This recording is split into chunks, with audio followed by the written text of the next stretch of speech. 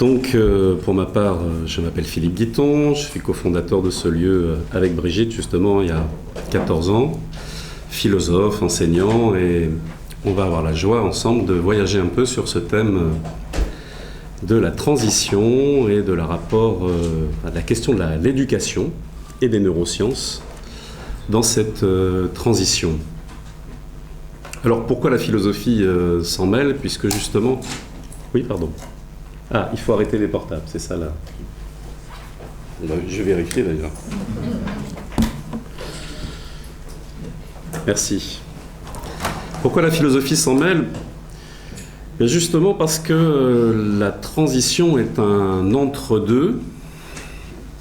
Nietzsche pourrait parler du passage du vieil homme au nouvel homme, enfin, tous ces éléments de transition obligent à une remise en cause. Donc nous avons des acquis, on vient d'une tradition, d'une manière de penser, de réfléchir, d'une langue, enfin bon, d'une culture. Et il est généralement assez délicat de pouvoir quitter un terrain que l'on pensait stable et sûr, qui est en crise, bon ça c'est pas un scoop, pour aller vers autre chose. La peur rentre en ligne de compte. La notion de changer ses habitudes oblige à trouver des repères à l'intérieur de soi-même.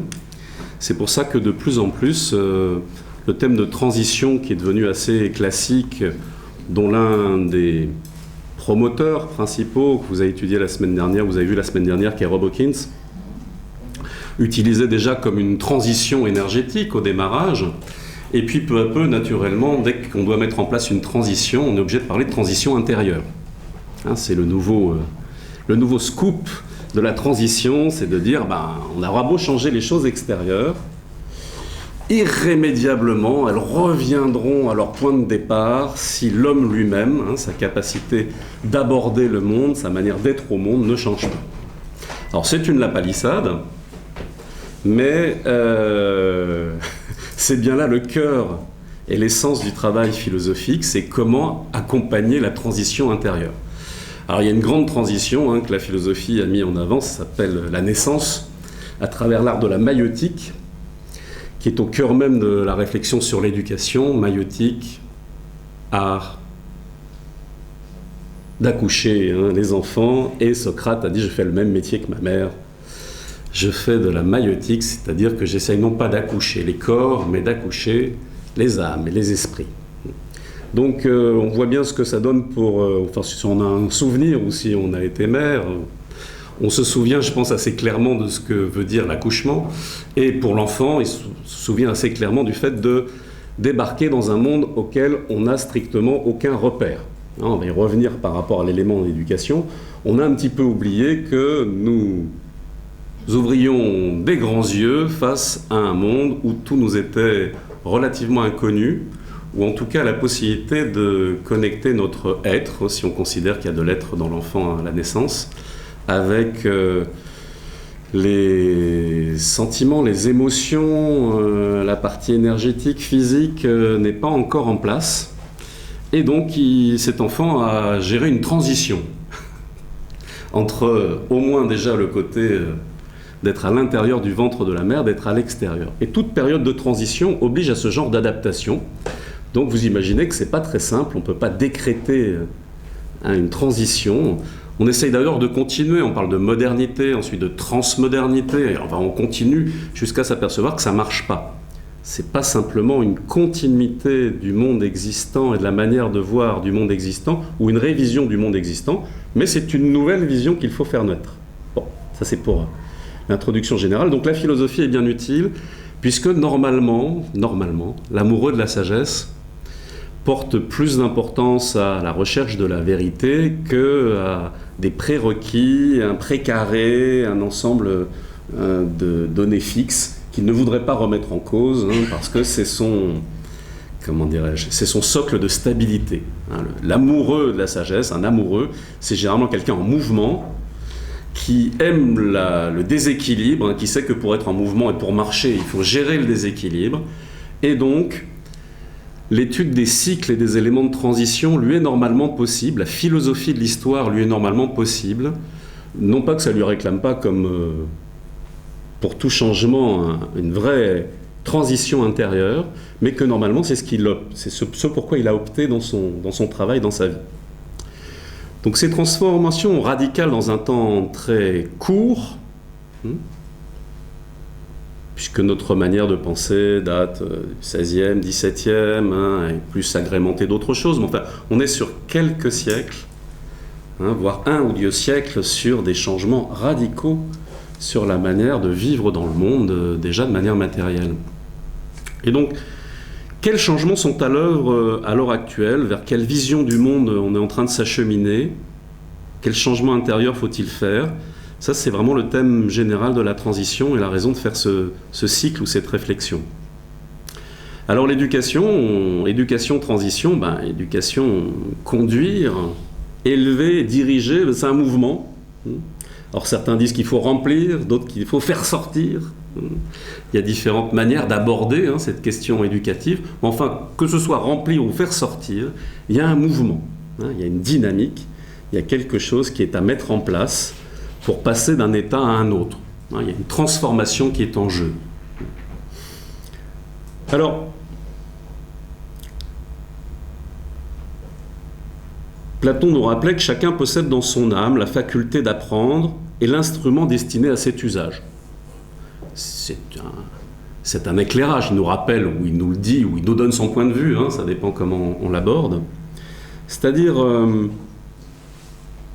on aurait tout à l'intérieur de nous-mêmes, et on le verra avec les neurosciences, que grosso modo, le cerveau possède potentiellement un nombre de possibilités extraordinaires. Mais l'une des caractéristiques de l'être humain, c'est que sa gestation ne finit pas dans le ventre de la mère. Alors certains l'arrêtent au niveau du cerveau à 25 ans, d'autres à 30 ans. Enfin, dans tous les cas, ce qui est sûr, c'est que nous ne naissons pas en état d'être au monde. On a besoin d'être protégé pendant longtemps et surtout on se construit pendant longtemps. Ça, c'est la base de l'être humain auquel l'instinct ne suffit pas, le cerveau reptilien ne suffit pas à répondre à ce qu'il va trouver dans le monde. Il est nécessaire qu'il s'active, qu'il développe des éléments par rapport à sa présence au monde. Donc on a une gestation qui intègre, l'homme est un être social, nous dit Aristote, il nous dit tout simplement le bon sens, c'est un être politique, c'est un être social, oui, mais avant tout parce que de toute manière, s'il n'est pas en connexion avec le monde qui l'entoure, avec d'autres êtres humains et avec un processus éducatif, il ne pourra pas être homme. C'est-à-dire, il ne développera pas la potentialité de l'homme. Et les parties de cerveau dont on va parler, qui se développent, ne se développent pas en automatique, elles se développent en relation. C'est-à-dire en relation avec le monde, avec les autres, avec les circonstances. C'est dans ce sens-là où la gestation continue hors du ventre de la mère, pendant longtemps, puisque nous nous constituons toute notre vie, nous reprogrammons même notre cerveau, toute notre existence, donc nous sommes des êtres en évolution. Bon. Au moins pris dans cette acceptation-là. Donc, il est clair que si l'on veut imaginer, changer quelque chose à l'intérieur de soi-même depuis la naissance, ou si l'on veut changer quelque chose dans le monde qui nous entoure, l'éducation, c'est pas un scoop, est le bras de levier. Alors notre ami Nelson Mandela nous dit « L'éducation est l'arme la plus puissante que vous pouvez utiliser pour changer le monde ». Bon, comme toujours les phrases très simples, on pourrait se dire « j'aurais pu le dire moi-même », mais ça nécessite un petit peu de réflexion, puisque au fond de nous-mêmes, est-ce que nous considérons qu'il faut changer les données matérielles, concrètes, les moyens techniques, pour amener une modification de la société et du monde qui nous entoure, par les lois, par tous ces éléments extérieurs, ou, en plus de ça, à côté de ça, ou de manière primordiale, l'élément le plus important serait que c'est l'éducation, c'est le changement qui va commencer par soi-même, comme nous dit un autre sage qui est Gandhi, le changement commence par soi-même. Évidemment, c'est pas le seul à l'avoir dit non plus, mais ça marque un peu les choses pour dire ce ne sont pas que des idiots qui ont raconté tout ça. et surtout qu'ils l'ont mis en pratique, hein, puisque généralement les hommes qui ont dit ça, ça a du poids parce qu'a priori ils l'ont prouvé par rapport à leur propre manière d'être, leur propre manière d'agir. Alors c'est Catherine Guéguen, dont on parlera un peu tout à l'heure sans doute, hein, qui est une pédiatre qui a beaucoup fait parler d'elle, entre autres, pour un livre que je vous recommande, Pour une enfance heureuse, qui relate à la fois son expérience de réception d'énormément de parents et d'enfants en maltraitance et d'études de la problématique de l'enfance, qui intègre beaucoup de l'élément de communication non violente avec son métier de pédiatre, de réflexion sur effectivement les neurosciences. Elle va donner à connaître en France un plus grand public, Catherine Guéguen pour une enfance heureuse, une possibilité de repenser l'éducation à la lumière des dernières découvertes sur le cerveau. Comment ça s'écrit? Guéguen, G-U-E-G-U-E-N. Merci. Catherine. Ça date de quand, s'il vous plaît? Catherine Guéguen, elle a dû écrire ça il y a 4 ans, 5 ans. Ah d'accord, c'est récent. Non, c'est récent. Je n'ai pas la date exacte. Bon, voilà. Pour ma part, je connais ça depuis 2-3 ans. Donc je me dis que ça a dû sortir au moment où je l'ai connu. Enfin, voilà, c'est relativement récent. Elle a fait, on l'a beaucoup retrouvée ces temps derniers dans des tournées et dans des conférences, entre autres avec une autre star beaucoup plus récente, Céline Alvarez, qui elle vient plus du monde de l'éducation que du monde de la science en tant que telle, sur cette réflexion de comment on applique ça à l'éducation. Donc on les voyait ensemble dans pas mal de colloques ou de réflexions. Et Catherine Guéguen participe à toute l'aventure Sève, dont je pourrais vous parler, qui est une réflexion sur comment on amène la philosophie dans les écoles pour les enfants à partir de 3 ans, avec entre autres Frédéric Lenoir et tout un comité un directif dont Catherine Guéguen fait partie. Et donc c'est là d'ailleurs où on a l'occasion de se rencontrer et d'échanger sur le rapport de la philosophie avec toute cette dynamique-là, qui est un élément passionnant à l'heure actuelle. Bon, revenons à nos moutons. Alors elle aime bien rappeler, Catherine Guéguen, une autre phrase, avec des armes, et c'est toujours malheureusement d'actualité, avec des armes, vous pouvez tuer les terroristes. Avec l'éducation, vous pouvez tuer le terrorisme.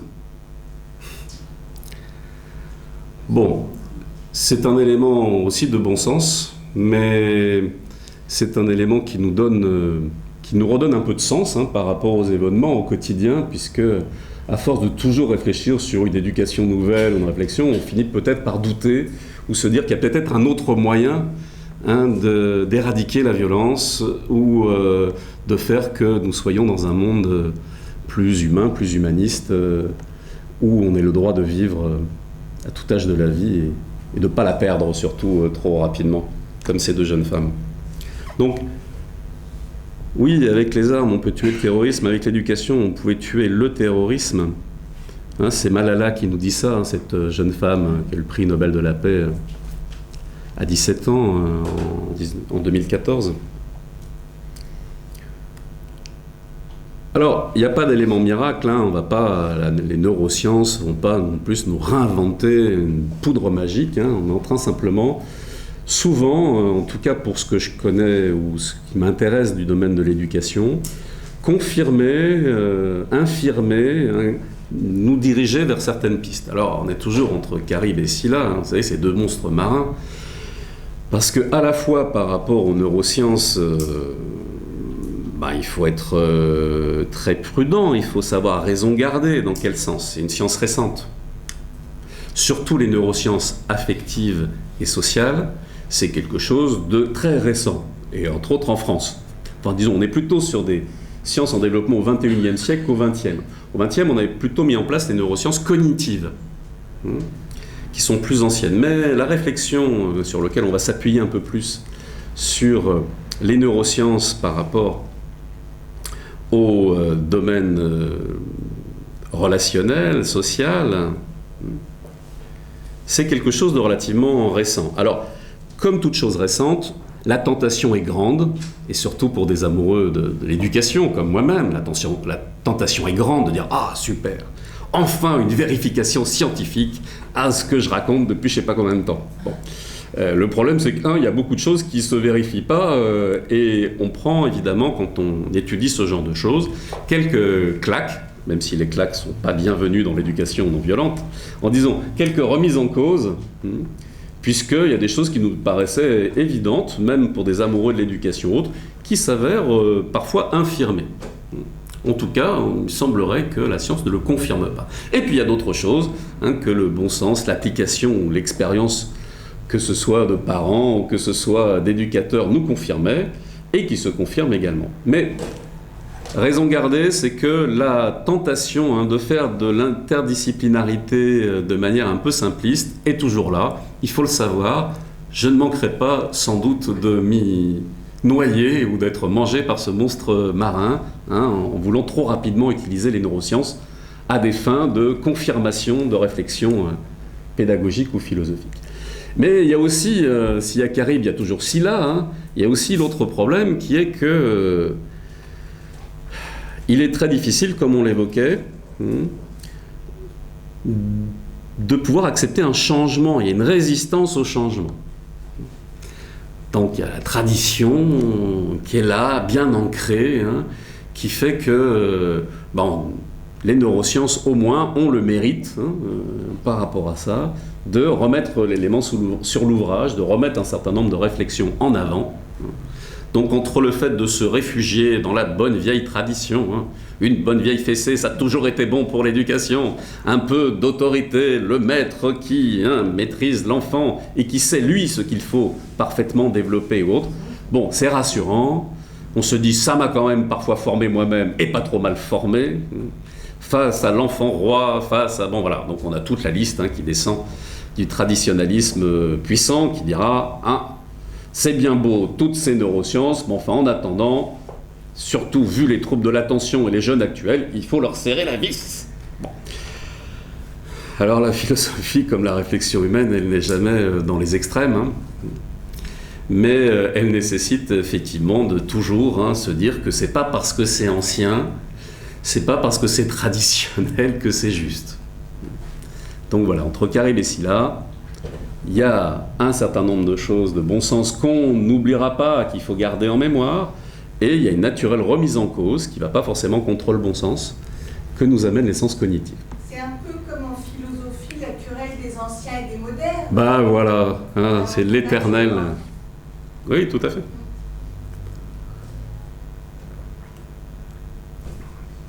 Donc, entre l'instrumentalisation des neurosciences et le refus des neurosciences, essayons de trouver un chemin, une transition.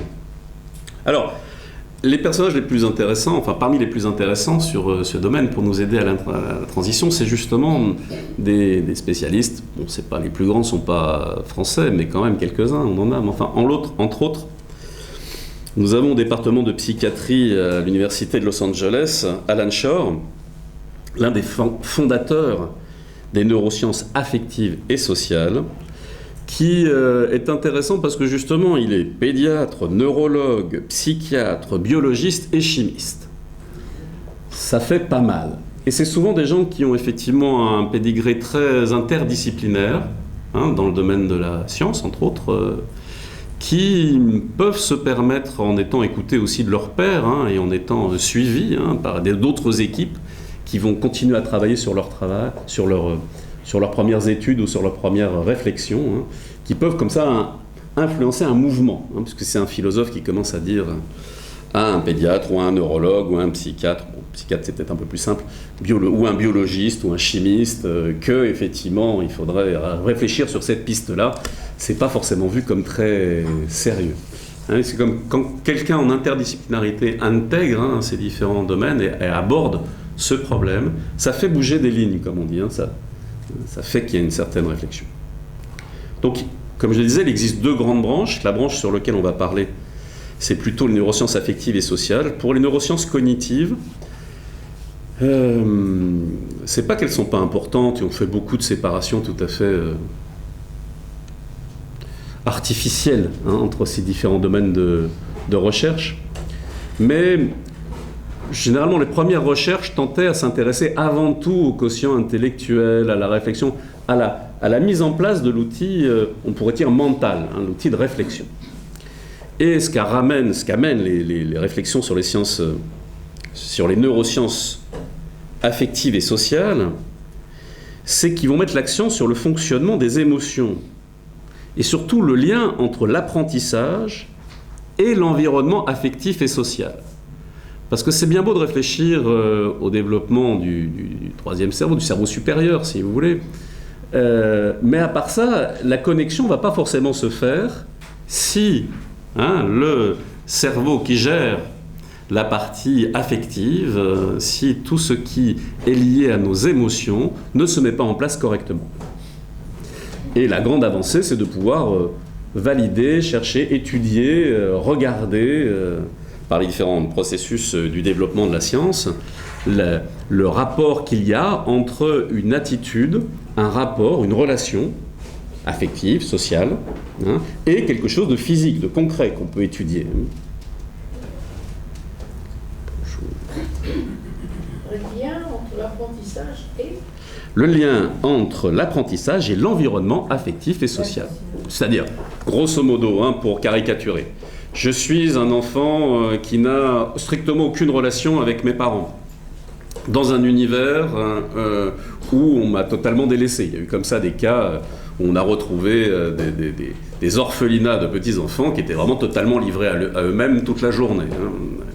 Où je suis dans un milieu violent, où je suis face à des scènes violentes dès ma toute petite enfance. Ou tout bêtement, le langage qui est parlé chez moi utilise une centaine de mots au lieu d'utiliser quelques milliers. Qu'est-ce que ça va avoir? Non pas simplement comme réalité en termes de langage que je vais utiliser, mais concrètement, mes capacités mentales vont-elles être ou non affectées par le milieu dans lequel je vis, par les relations que j'ai avec ce milieu?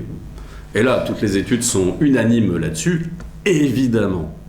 C'est-à-dire qu'il y a un lien direct qu'on va pouvoir maintenant voir dans les microscopes, dans les études, je suis un peu vieux avec mon microscope, mais enfin disons, avec toutes les modes d'études de la science actuelle, on va pouvoir confirmer qu'effectivement, une chose c'est ce que nous avons comme potentiel à la naissance, et l'autre chose c'est que dès le milieu intra-utérin et dès les premiers jours et les premiers mois de naissance, en fonction de là où je nais, c'est ma fameuse gestation aussi hors du corps de la mère, eh bien il y a des choses qui vont se mettre en place ou non.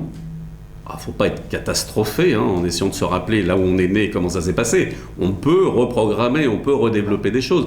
Enfin, quand c'est fait dans le bon moment et au bon... c'est plus facile. Il y a un peu moins de difficultés.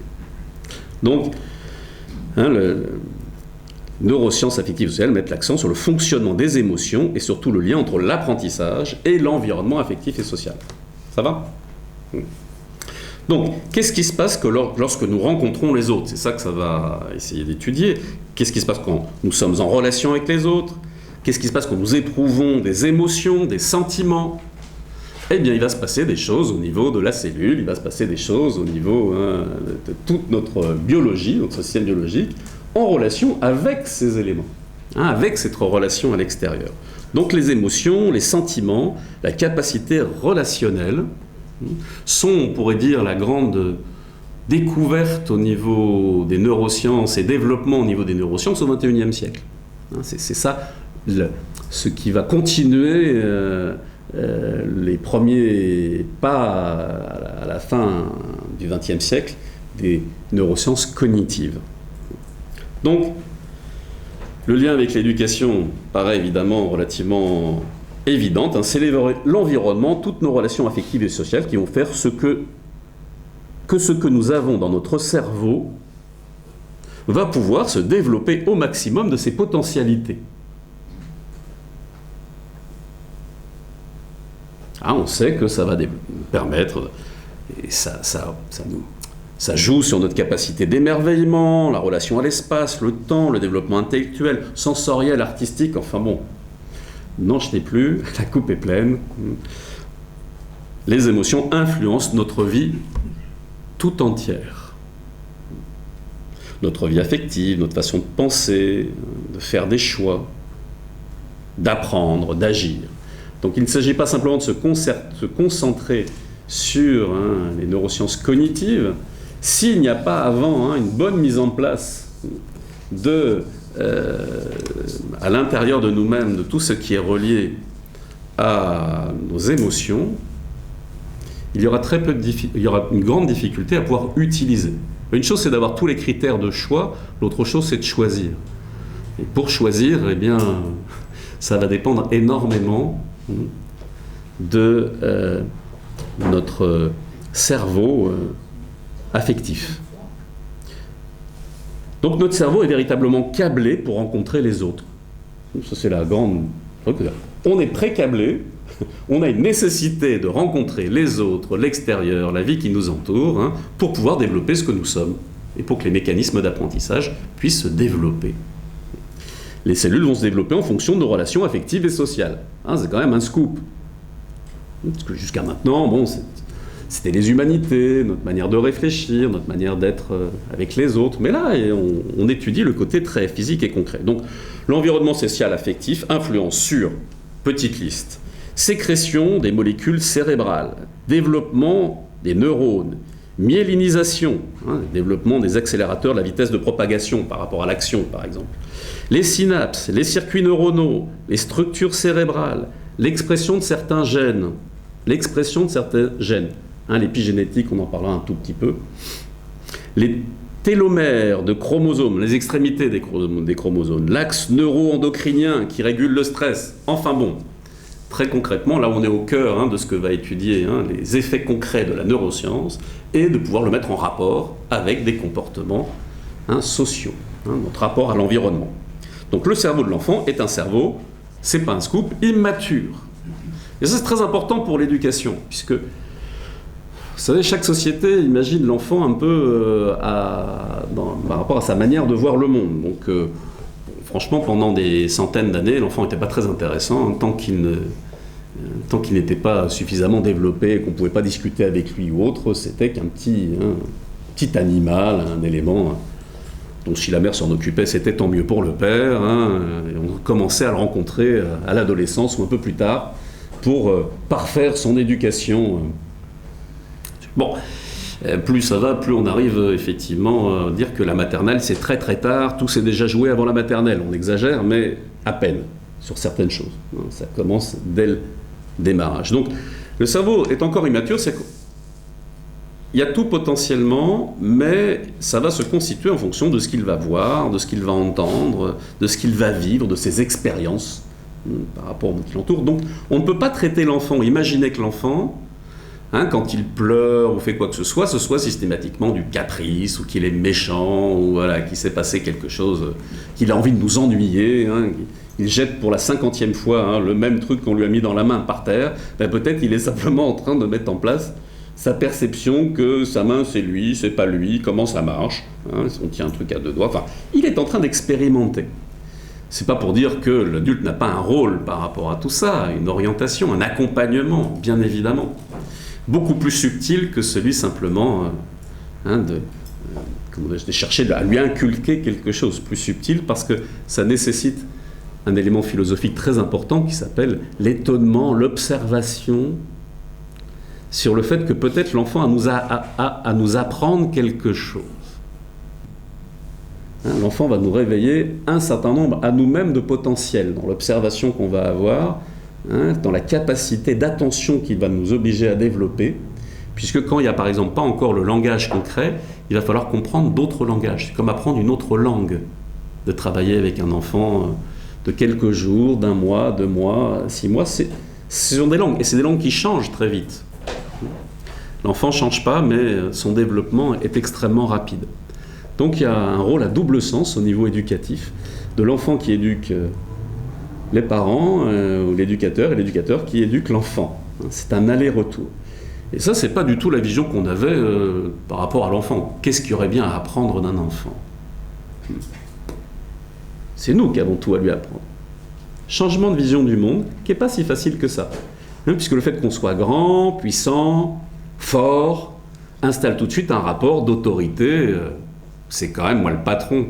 C'est pas toi qui viens d'arriver, qui va m'apprendre quelque chose ou m'expliquer quelque chose. Autre rapport au monde, autre rapport à l'autre. autre rapport à quelque chose de différent de moi, c'est pas parce qu'il est petit, faible, qu'il ne possède pas la même dignité que j'aimerais qu'on me donne à moi-même. Relation intéressante. Donc, le cerveau se construit lors des interactions avec les autres, avec l'environnement, de façon schématique. Rentrons un tout petit peu dans la notion que nous avons 3 cerveaux, on les a rassemblés comme ça, comprenant de nombreuses structures reliées entre elles par un réseau complexe de circuits neuronaux. Bon, alors le cerveau archaïque, appelé aussi reptilien, c'est la partie la plus ancienne. Alors là, c'est celle qui va avoir le moins d'apprentissage, puisqu'elle nous arrive avec... elle se met en place de manière déjà très simple dès les 2 premiers mois à peu près. Le cerveau a déjà une base de sa structure dans le ventre de la mère. Et après, ça va se développer à la fois en taille et surtout en interrelation, en connexion et dans la dynamique. Donc ce cerveau archaïque, 500 millions d'années, il a déjà une certaine expérience chez les poissons, chez les amphibiens, les reptiles.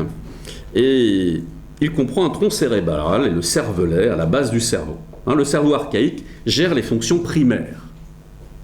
Alors pourquoi je vous raconte tout ça? Vous connaissez sans doute mieux que moi, puisque vous avez compris que ce n'est pas ma spécialité, l'étude du cerveau. Mais disons que sur ces éléments simples ou de vulgarisation par rapport au cerveau, il est clair que si le mécanisme d'apprentissage ne se met pas en place, ce qui est déjà en place va se développer, dans le sens où va s'exprimer sans frein, sans limite.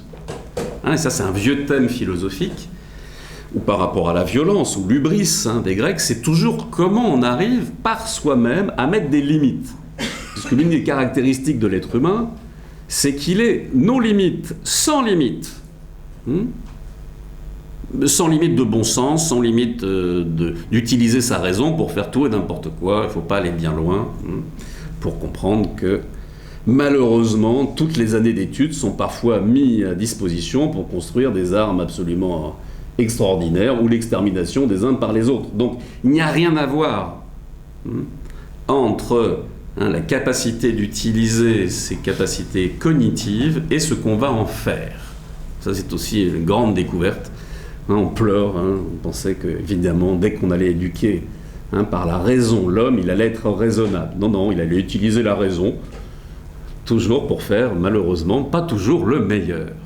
Donc, très intéressant, cette histoire que, grosso modo, c'est qui va être le patron qui compte.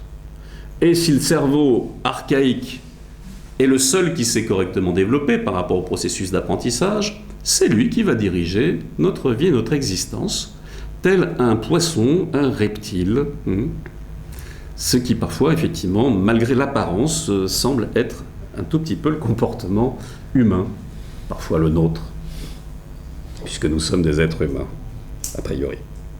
Donc le cerveau archaïque gère les fonctions primaires, liées à la physiologie de base, respiration, rythme cardiaque, pression artérielle, sommeil, équilibre et d'autres fonctions physiologiques essentielles. Et entre autres, se déclencher face au danger, ou déclencher face au danger des comportements instinctifs liés à notre survie, des réflexes d'attaque ou de fuite. Enfin, vous savez, c'est des problèmes de conflit, des conflits mal gérés. Je fuis, j'attaque, ou j'y mets un peu de raison, je manipule. Quand on dit que c'est lui le patron, le cerveau reptilien, c'est pas qu'il n'y a pas la raison, mais la raison, qui va aider à la manipulation par exemple, va être esclave du cerveau reptilien. C'est pas parce qu'on a 3 cerveaux, tout le monde a 3 cerveaux, que le supérieur domine, entre guillemets, l'inférieur, ou le limite, ou lui donne un cadre. Et donc tout ce qui va être en jeu dans l'élément de l'apprentissage, c'est comment surtout mettre en place les autres cerveaux pour que le reptilien joue son rôle nécessaire pour des mécanismes, comme on a vu précédemment. C'est quand même bien d'avoir une pression artérielle, un rythme cardiaque, un sommeil et un équilibre de fonctions physiologiques essentielles.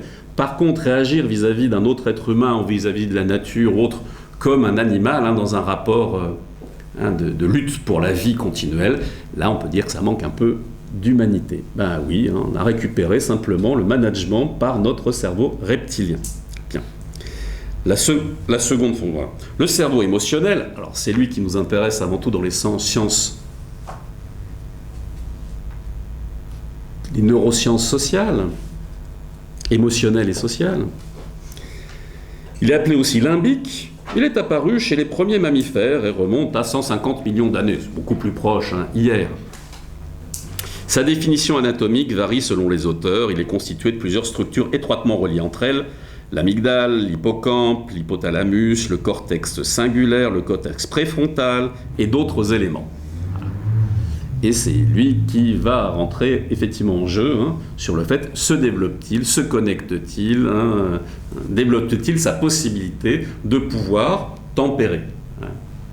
Vous connaissez, vous avez peut-être entendu parler du fameux étude sur le chamallow. Vous connaissez l'étude sur le chamallow?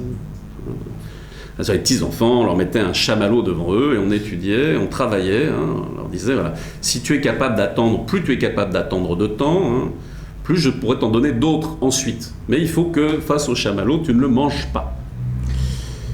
C'est un test très simple, mais qui illustre assez bien le fait que le deuxième cerveau se met en route ou non par rapport au premier, qui est la prédation du chamallow.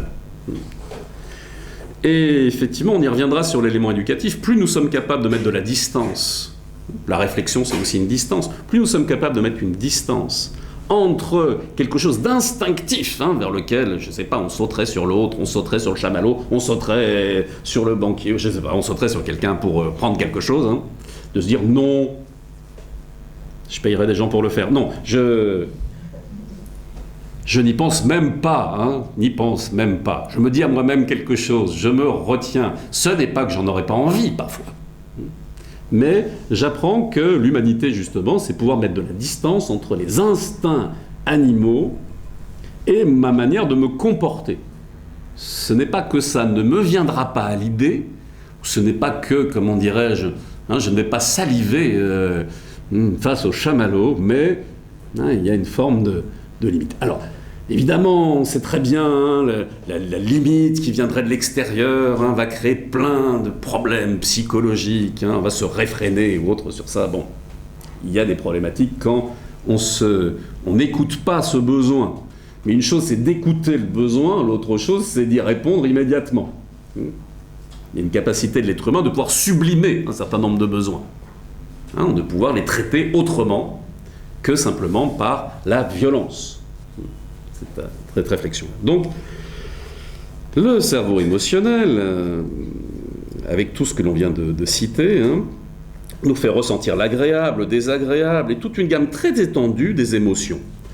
Et là, ça c'est un autre ouvrage que vous connaissez sans doute, Révolution, qui a mis en place la communication non violente. Les mots sont des fenêtres, ou bien ce sont des murs. Avec Marshall Rosenberg, qui est mort récemment, je crois, il y a 2 ans, qui effectivement nous a mis une évidence. J'adore toujours ce livre, j'y reviens.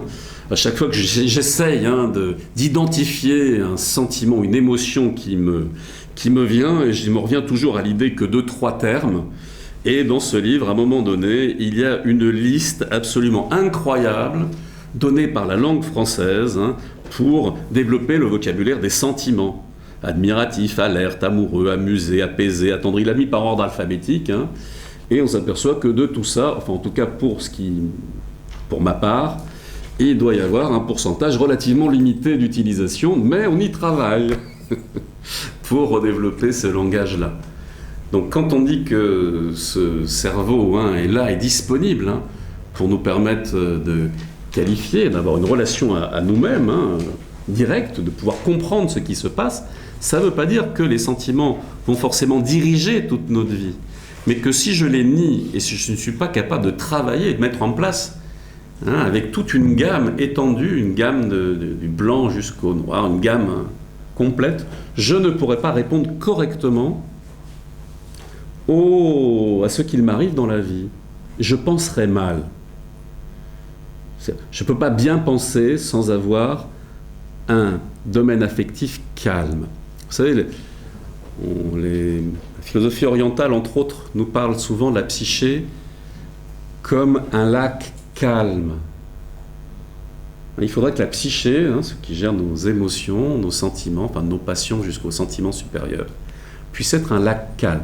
Ça ne veut pas dire qu'il ne se passe pas des choses, hein, mais que s'il est calme, il pourra refléter justement les modèles, les idées, l'essence des choses. Il pourra permettre de voir de la subtilité, parce que quand le lac est agité, on pense très mal. C'est les émotions qui nous... Ça a la couleur de la pensée, ça a l'odeur de la pensée, mais c'est de la passion, de l'émotion, ou en philosophie, on dit de l'opinion. Donc j'opine, je fais la guerre pour me battre sur mes opinions. Mais faire la guerre pour me battre, ça ne fait pas partie exactement des qualités du penseur. C'est celui qui arrive à un recul. Ça retourne plutôt vers le reptilien, dans notre manière de réfléchir. Donc le fameux lac calme, c'est une possibilité d'utiliser tout le champ du possible. Que tout soit à disposition, que ça puisse refléter, parce que le psyché c'est un miroir qui se tourne dans un sens autre, que ça puisse refléter le livre entier ouvert des étoiles, du cosmos, de l'harmonie. On tombe dans le mysticisme. On ne sait jamais, le mysticisme. Alors, il n'y a pas que la mystique, il y a des gens qui regardent les étoiles et qui en sortent des sciences, qui en sortent des éléments mathématiques. Donc, c'est pas parce qu'on regarde les étoiles qu'on est forcément un poète ou un mystique. Je connais plein de gens qui regardent les étoiles, comme dans Le Petit Prince, simplement pour les compter, pour mettre le chiffre dans un coffre-fort, histoire de, si je les ai comptés, elles m'appartiennent, je les vendrai un jour.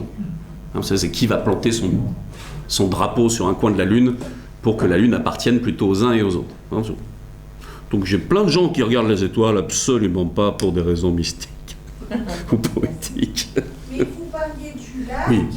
C'est vrai que c'est plutôt dans la science zen qu'on observe le lac, mais les philosophes de l'Antiquité, eux, ils étaient souvent au bord de la mer, c'était la mer Méditerranée, mais ça aurait pu être les océans aussi. Donc c'est le mouvement plutôt qu'ils observent de la mer, ce mouvement perpétuel de la mer qui vient... oui, donc c'est vrai, mais ce qui leur permet d'observer ça sans avoir 40 émotions et passions qui leur viennent à l'esprit, c'est le fait qu'à l'intérieur d'eux-mêmes, ils soient récepteurs. C'est ça que je voulais dire. Donc on est d'accord qu'ils vont observer plein de choses. Le courant du fleuve, qu'on ne se baigne jamais deux fois dans le même... Ils vont réfléchir à plein de choses par rapport au mouvement, puisque l'unité s'exprime dans le mouvement dans notre monde. Mais pour l'observer sans trop de préjugés, ça nécessite de pouvoir être dans un état serein. C'est du bon sens. On réfléchit toujours mieux quand on n'est pas excité et qu'on n'est pas en colère. La colère est mauvaise conseillère. Même si c'est, on dit tout de suite, une juste colère. Moi j'adore ça. C'est la colère qui on lui met une étiquette dessus, c'est juste.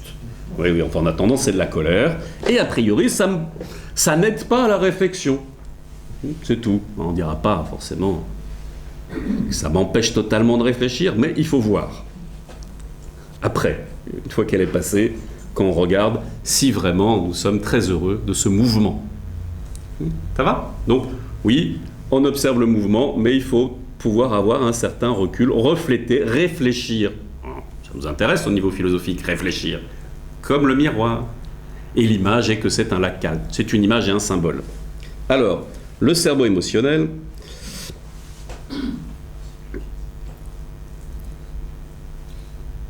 est impliqué aussi dans l'odorat, l'apprentissage de la mémoire, les émotions. Donc, les émotions sont tempérées par le néocortex, le troisième cerveau, pour ne pas être envahissant. Alors, on passe au cerveau suivant.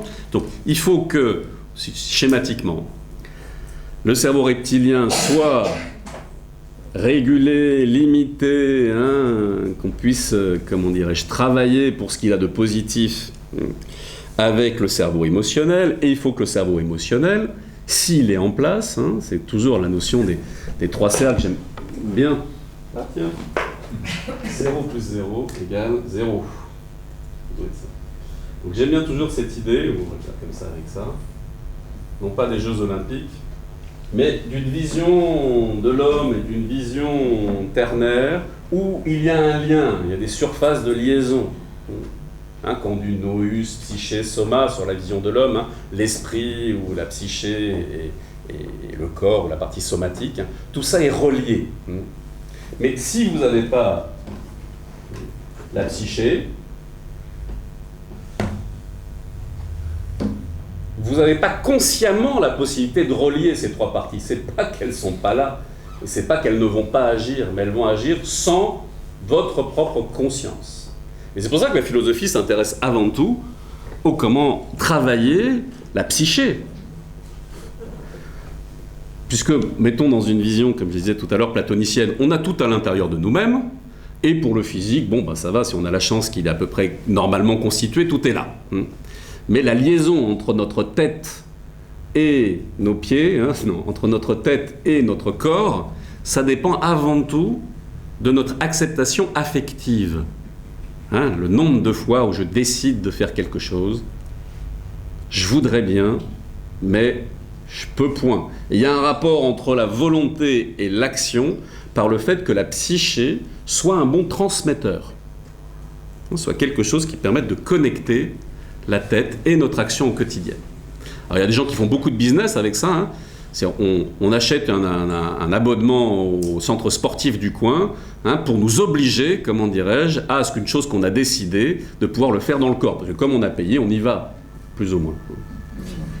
Ou en tout cas, on ne réclame pas l'argent parce qu'on sent bien que ça a été un manque de motivation de notre part.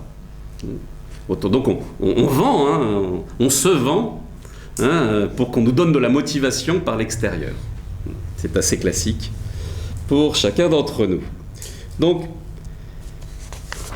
le néocortex, appelé aussi cerveau supérieur, a commencé son expansion chez les primates il y a 2-3 millions d'années. On se rapproche, on passe 500 millions, 150 millions d'années, 2-3 millions d'années. A commencé son expansion. Il représente chez l'homme 85% du volume cérébral total et enveloppe les régions les plus anciennes, le cerveau reptilien et le cerveau limbique. Il est impliqué dans les fonctions cognitives dites supérieures, comme la conscience, le langage, la capacité d'apprentissage, les perceptions sensorielles, les commandes motrices, volontaires, etc. Bon. De toutes les régions du néocortex, le lobe préfrontal est certainement celui qui a connu la plus forte expansion chez l'être humain. Il est à l'origine de la réflexion, du raisonnement, de la créativité, de l'imagination, etc. Bon, donc ce qui nous intéresse toujours, c'est les liens entre ces trois cerveaux. Ce que va appliquer, on va appliquer la réflexion philosophique, c'est quel lien, quelle dynamique se met en place, comment se relient effectivement ces trois acteurs, très importants les uns par rapport aux autres, mais faits pour interagir. Et c'est ça qui va être effectivement relié au processus d'apprentissage et à l'éducation. Donc, l'évolution du cerveau, de l'enfance à l'adolescence, comme on l'a vu, ça débute dans la vie intra-utérine, à la fin des 2 mois. Toutes les structures cérébrales essentielles sont présentes. Le néocortex est en formation, mais il n'y a pas encore de contrôle. Le cerveau archaïque et émotionnel sont alors dominants. Une grande partie du cerveau se forme au cours des 5 premières années de la vie. Donc, c'est préformé, les éléments sont là, et puis ça va se développer. 5 premières années. On rentre en maternelle, 3 ans. Voilà. Et on va voir qu'avant 2 ans, il s'est passé déjà plein de choses. Donc, quand on s'intéresse aux sciences, aux neurosciences cognitives et sociales, émotionnelles et sociales, on va beaucoup s'intéresser à la plasticité cérébrale. Donc la plasticité cérébrale ou neuronale est une des découvertes récentes les plus importantes en neurosciences. Ça montre que le cerveau est un système dynamique, en perpétuelle reconfiguration. C'est pas... Voilà. Ça se met en place tout de suite avec tous les éléments, et il suffit d'appuyer sur le bouton. Non, ça se construit. Des nouveaux neurones apparaissent, et surtout de nouvelles connexions, les fameux liens, connexions qui nous intéressent tant au niveau de la réflexion. Donc, cette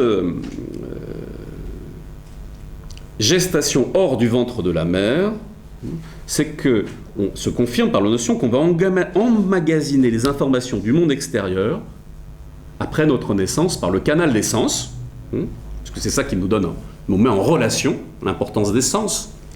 C'est pour ça que, vous savez, à partir des années 20, quand on a développé toutes les réflexions sur l'école active, l'histoire du conférencier derrière son bureau, non, de l'enfant derrière son petit bureau fixe ou autre, là on a appelé ça les réflexions sur l'école active, parce que Parce qu'il faut, par rapport à ça, qu'on soit dans une dynamique continuelle de relations et de mouvements avec le monde extérieur. Il faut qu'on ait un large panel d'éléments différents à rencontrer et à toucher et à vivre pour pouvoir développer toutes ces connexions qui vont nous permettre de constituer ces différents cerveaux. Surtout le limbique et le néocortex. Donc, pour donner une petite idée, c'est toujours des chiffres, ça vaut ce que ça vaut, mais pour donner une petite réflexion. Ces connexions de neurones qui commencent dans le ventre de la mère vont augmenter de façon extrêmement rapide dès la naissance. C'est-à-dire, on parle de 700 à 1000 nouvelles connexions par seconde qui se créent pendant les 5 premières années de la vie. 700 à 1000 nouvelles connexions par seconde. Donc, un petit enfant, le premier regard, c'est qu'on est face à un petit explorateur qui ouvre ses yeux et qui constitue, il a l'outil à l'intérieur de lui-même, il va constituer sa manière d'appréhender le monde et de regarder le monde à travers toutes les informations qu'il va toucher, voir, sentir, palper. C'est pour ça que l'enfant, vous lui donnez quelque chose, la première chose qu'il va faire, il a besoin de lui montrer une vache, ça ne lui sert pas qu'à voir la vache, il veut la toucher. Il voit la lune, il veut la toucher. C'est pour ça qu'il ne peut pas la toucher. Mais au démarrage, c'est pas évident. Il voit une ombre, il veut la toucher, il lui court après. Très concrètement, tout ce qui se présente à lui, c'est quelque chose dont il a besoin pour pouvoir constituer sa gestation, c'est-à-dire la création même de toutes les connexions dans son cerveau pour faire des relations entre les causes et les effets. Il va déjà avoir une notion de distance, il va comprendre les distances. Il ne va pas chercher à attraper quelque chose qui est loin, mais quand c'est près, il cherche à attraper ou à toucher ou à mettre à la bouche. Très bien.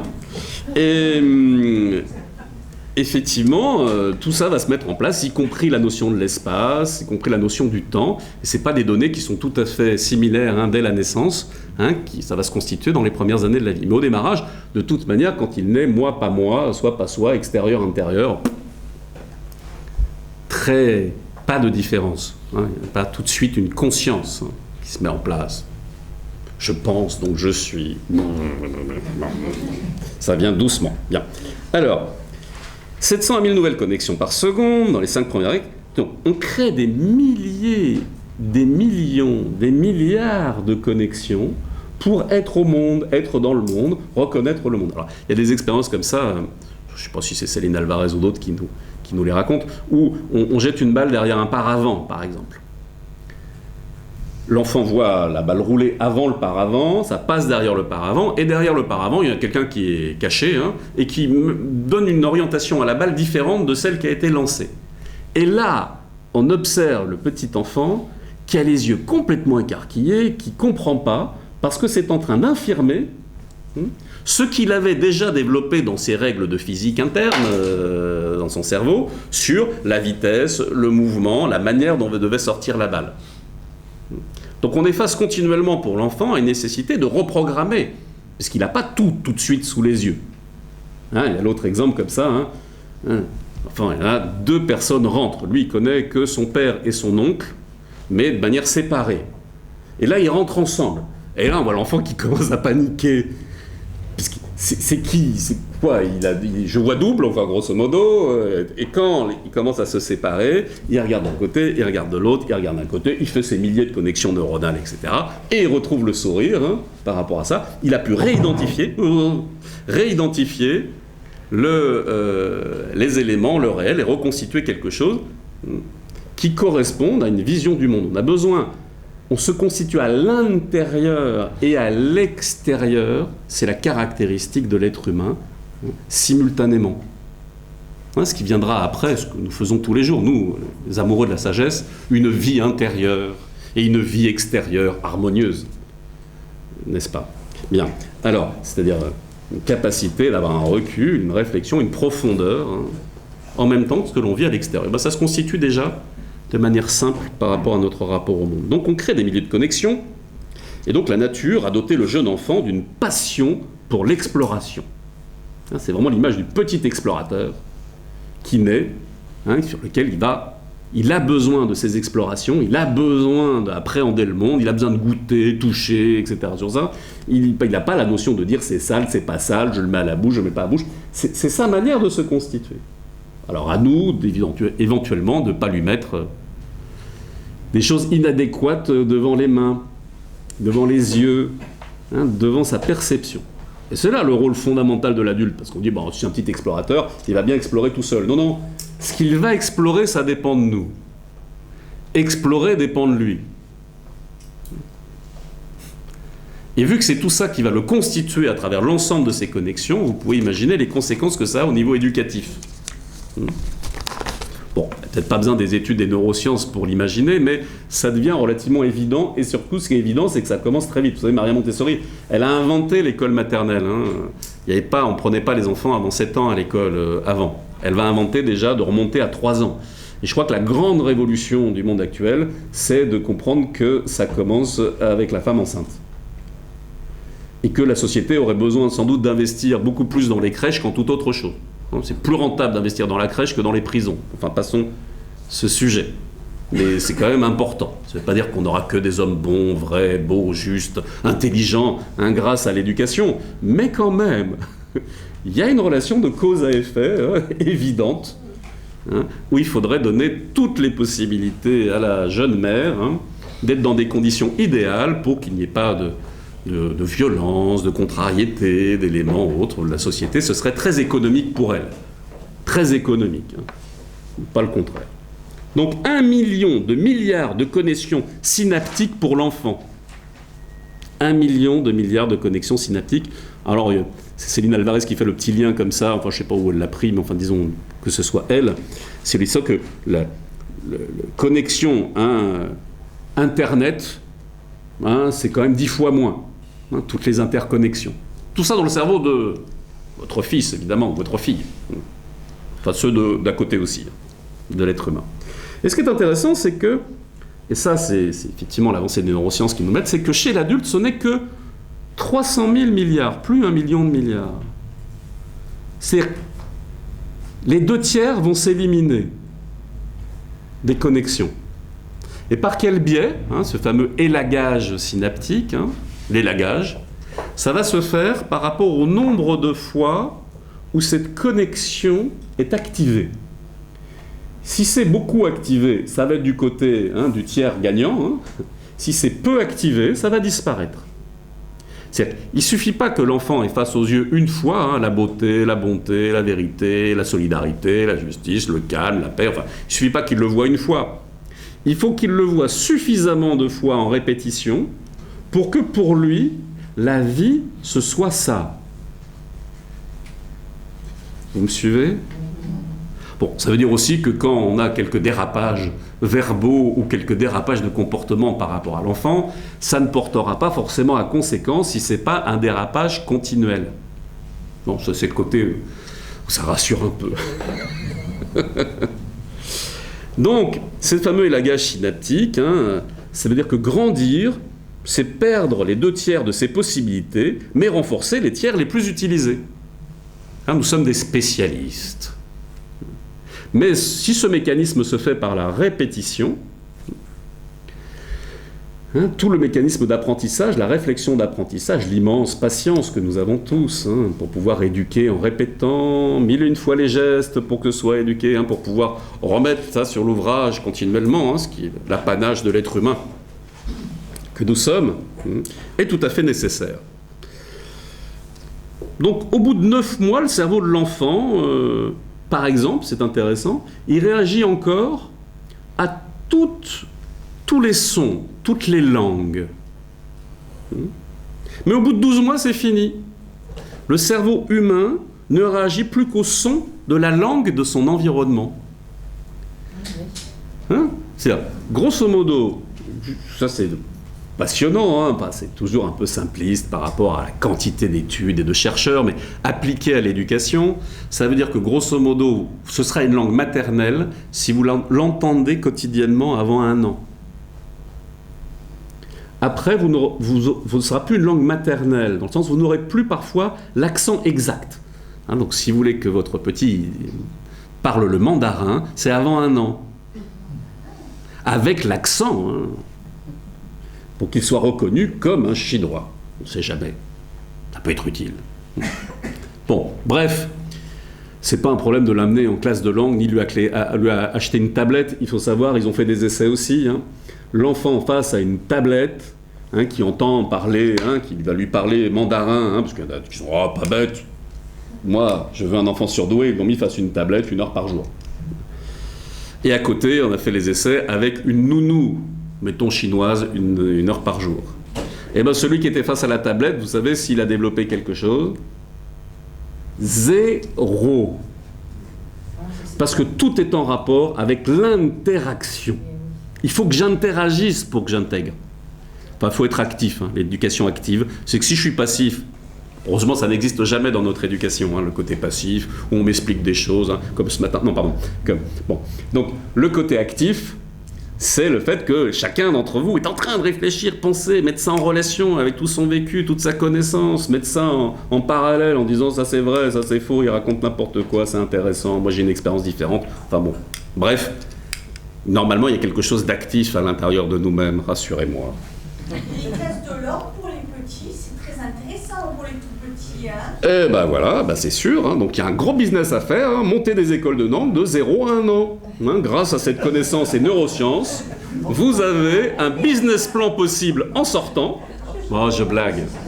Vous avez un business plan possible en sortant, mais c'est pas idiot, il y en a qui pensent franchement, hein, et vous pensez que les parents, une fois qu'ils savent ça, ils vont pas être sensibles, hein, à la crèche multilingue.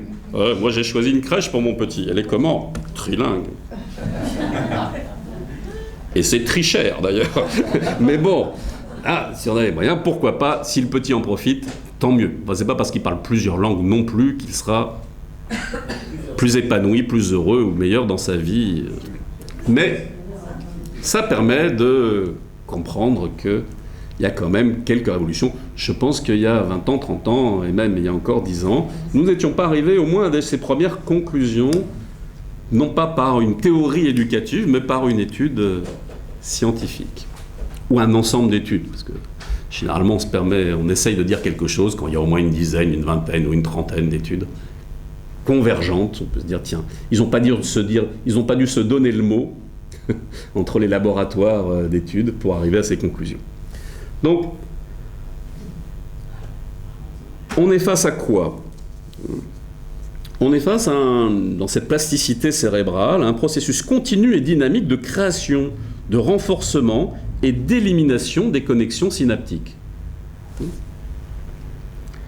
Donc, on possède un fonctionnement cérébral conditionné par l'extérieur, l'interaction qu'on va avoir avec l'extérieur.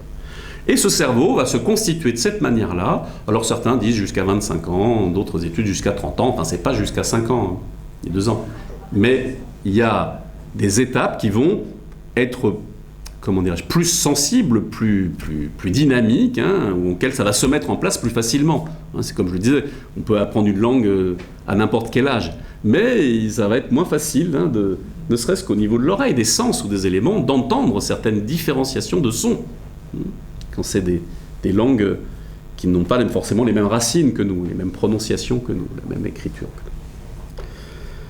Voilà, donc nos fameux 100 milliards de cellules nerveuses, hein, là-dessus, 10 milliards de synapses. Bon, tout ça, ça nous permet de réfléchir que l'éducation est permanente et elle est sous la dépendance, bien sûr, de processus génétiques, c'est évident, mais beaucoup sur l'environnement. Et donc même l'épigénétique, comme je l'évoquais tout à l'heure, ça étudie comment l'environnement peut modifier l'expression des gènes. Ça ne va pas modifier les gènes, mais ça va modifier l'expression des gènes, et c'est quand même pas mal, parce qu'il peut s'exprimer un gène peut s'exprimer de manière extrêmement différenciée. Donc le tout, c'est pas simplement de savoir si on a les mêmes gènes ou non. Évidemment non, chacun naît avec son patrimoine génétique.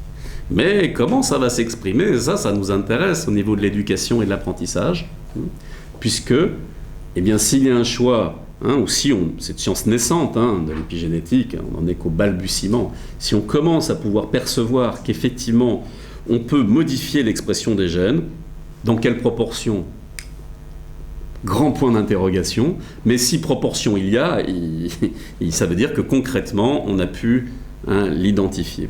Donc on n'est pas d'accord enfin les spécialistes ne sont pas d'accord sur effectivement cette proportion, parce que la plupart des études, pour l'instant, sont effectuées sur des animaux. C'est ça le problème de l'épigénétique.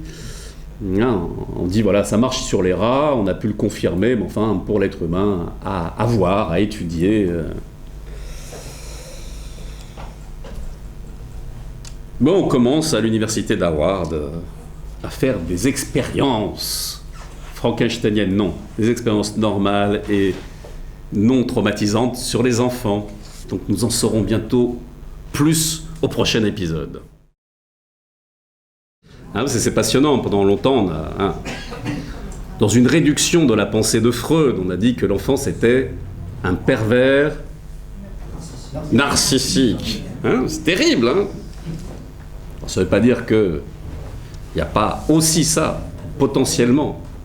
Pas que d'enfants. Ça, j'ai une liste, on comparera. Et oui, enfin, tu sais ce qu'on fait dire à ces grands hommes, c'est toujours très réducteur de leur pensée.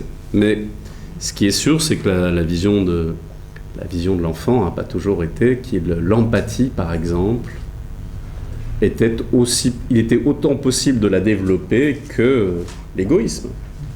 Ce sont des programmes, des sélections, des choses qui sont à notre portée au niveau éducatif, de développer un programme ou un autre programme, une possibilité du gène ou une autre possibilité, un certain type de connexion. Donc ça, c'est tout à fait passionnant, parce que c'est aussi relativement récent, de commencer de modifier notre vision de l'enfant, qu'il y a des choix, il y a des orientations possibles, et ça va dépendre en partie de nos relations sociales, environnementales. Donc, voyons le côté positif. Les neurosciences ont mis en évidence les molécules du bien-être et de la vie relationnelle. Ces molécules s'appellent ocytocine, endorphine, sérotonine. Elles sont sécrétées avant tout lors des relations chaleureuses, affectueuses, et tout particulièrement l'ocytocine. Si vous faites un câlin dans un bain chaud, il y a un nombre de choses qui développent l'ocytocine. Là, c'est merveilleux. Le bien-être apparaît. Alors c'est intéressant parce qu'ils ont fait des expériences. Par exemple, est-ce que l'enfant développe autant d'ocytocine quand il joue avec son père ou quand il joue avec sa mère? À votre avis? Avec sa mère. Voilà, ça dépend quel est le père, quelle est la mère. Mais enfin, grosso modo, c'est un garçon et une fille. Eh ben non, pas du tout. A priori, pas du tout, c'est volontairement provocateur. Sur une science naissante, c'est la même chose. C'est pas forcément tout à fait les mêmes jeux, la même manière d'aborder, et c'est pas tout. C'est que ça le développe pas que chez l'enfant. Ça le développe aussi chez la mère et le père. L'ocytocine était connue aussi parce que ça permet quoi? L'accouchement, la remontée de lait, dont le lait tout court, etc. Enfin, un certain nombre de choses physiques. Mais très concrètement, les hommes ont aussi de l'ocytocine. Et tout ça se développe aussi bien d'un point de vue masculin ou féminin. C'est un élément relationnel, de bonheur absolu. Enfin, je n'aurai pas la liste de toutes les choses qui développent l'ocytocine, mais vous viendrez me consulter à la pause. C'était qui? C'était un philosophe contemporain. C'était Derrida, qui a fait tout l'éloge de la caresse. Je me trompe? Il y a Lévinas avec la caresse, c'est ça? C'était Lévinas. En plus, le visage de l'autre, il y a la caresse. Oui, merci.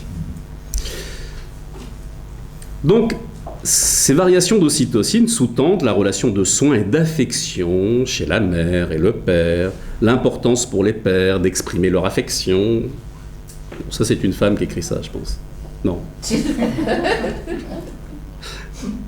Le maternage. Il y a une forme de paternage aussi.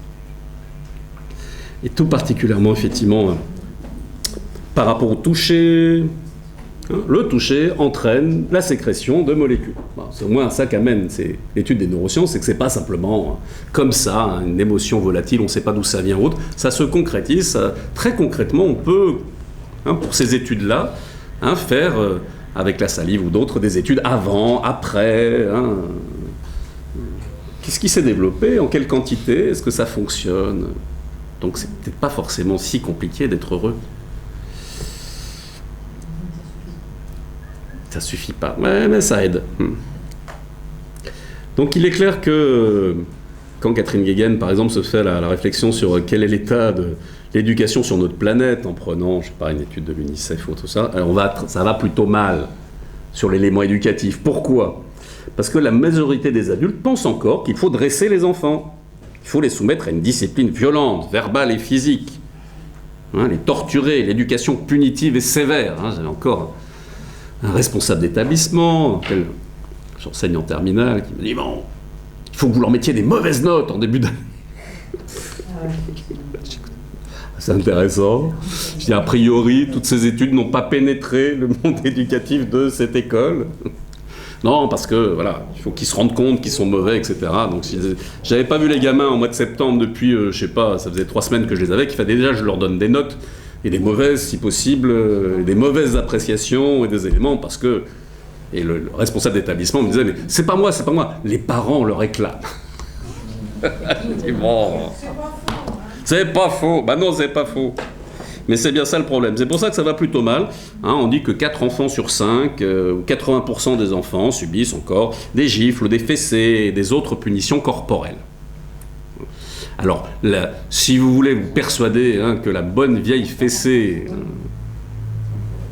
est encore positive ou pas positive, n'hésitez pas à lire 2-3 choses sur des gens qui ont quand même une expérience sur un certain nombre d'années.